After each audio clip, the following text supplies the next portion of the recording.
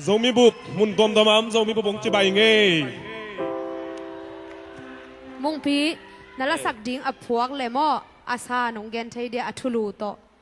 aphuak keima hi mai nge hi pai nge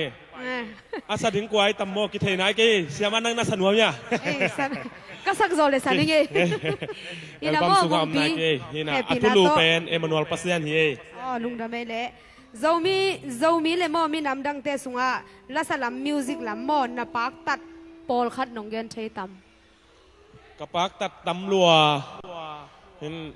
mi nam dang la ka hi le hi darling check te por mo nu me ya hiang ken pak ta lua hin tok bana ya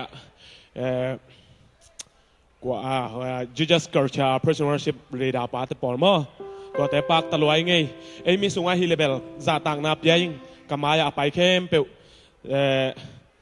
leng tong pau nô te zong ina ya zogam isia lalpu te zong ina sia tua mung te zong ina sia kam mang te sia David sum te amina kalo pak thelo mo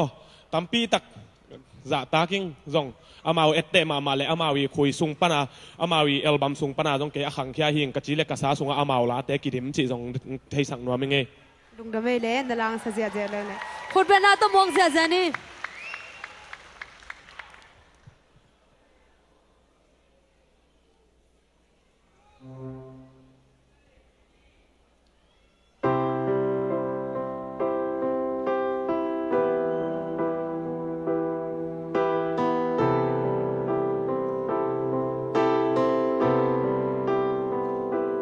sim lei tương inun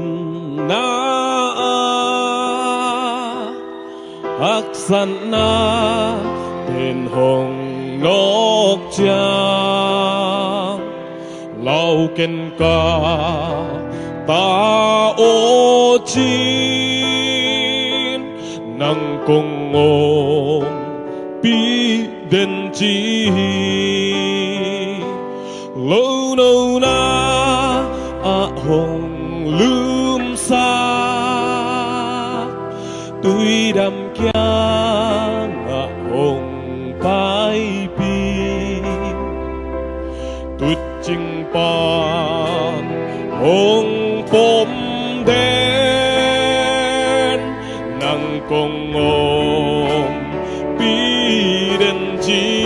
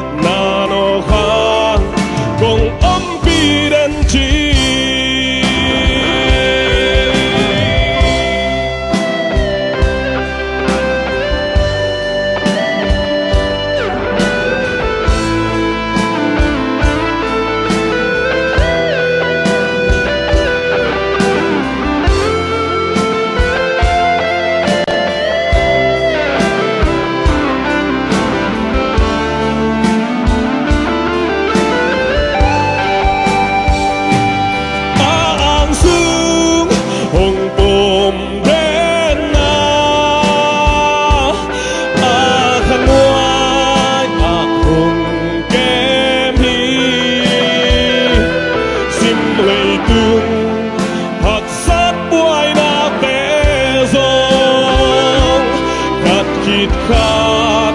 hồng gió pi la